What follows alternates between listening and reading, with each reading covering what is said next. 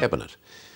The image of rugby league in Australia has taken a battering in recent years after a series of off-field scandals involving alcohol and sex. But in Queensland's far north, a local rugby league team is winning national praise for the way it conducts itself. The Normanton Stingers Club has been at the forefront of a successful campaign to reduce the community's alarmingly high rates of domestic violence. Peter McCutcheon reports.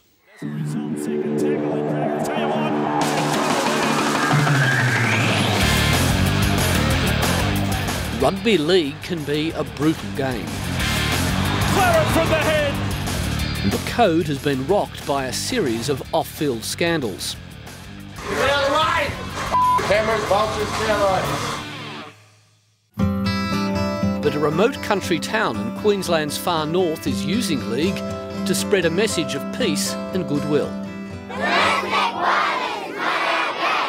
The Normanton Stingers Rugby League side has won a national award for crime prevention.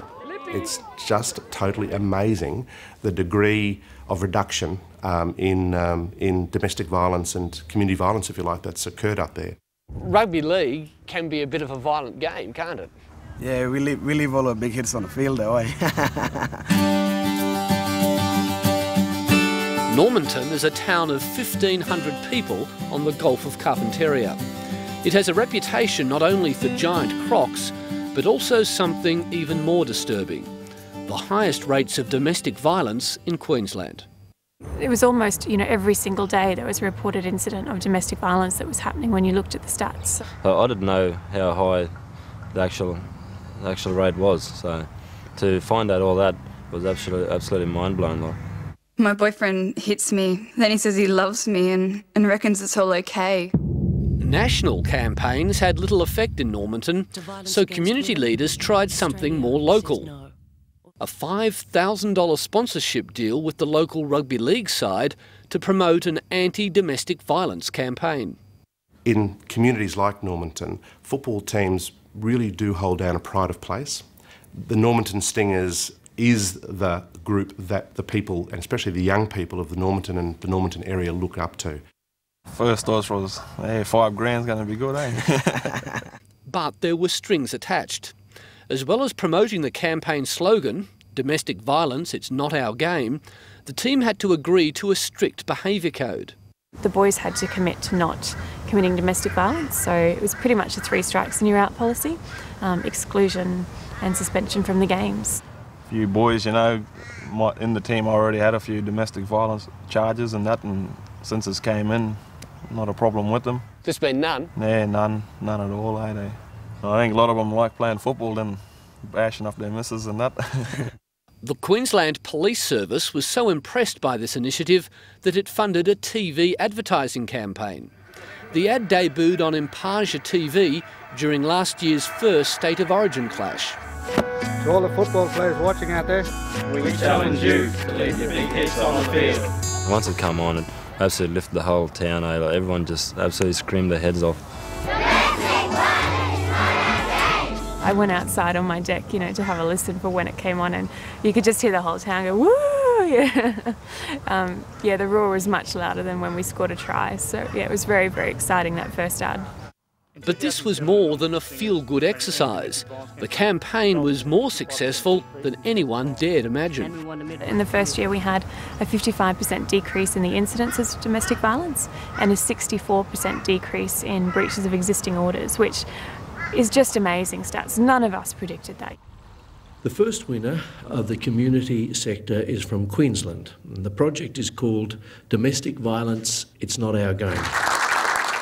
The accolades for this extraordinary campaign didn't stop at the Queensland border, with the Stingers and Carpentaria Shire Council receiving a National Crime Prevention Award in Canberra this month.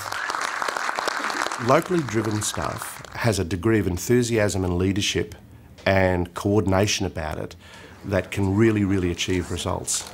You can't impose. Communities have to have the capacity there already to be able to respond to the problem at hand, if you like. Normanton has that capacity to do that.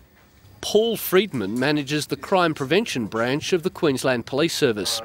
He was impressed by one story in which a member of the local footy team visiting the Normanton courthouse was mistaken for a defendant. One of the court support people came up to him and said, "Are you here for domestic violence?" And he went in horror, "No, no, ma'am, I'm a stinger." Just perfectly encapsulates the concept that, you know, he doesn't do that sort of stuff because he's a stinger football player. And just because the team preaches an anti-violent message off the field doesn't mean they're easy beats. How good are the Stingers? Oh, we're real good, eh?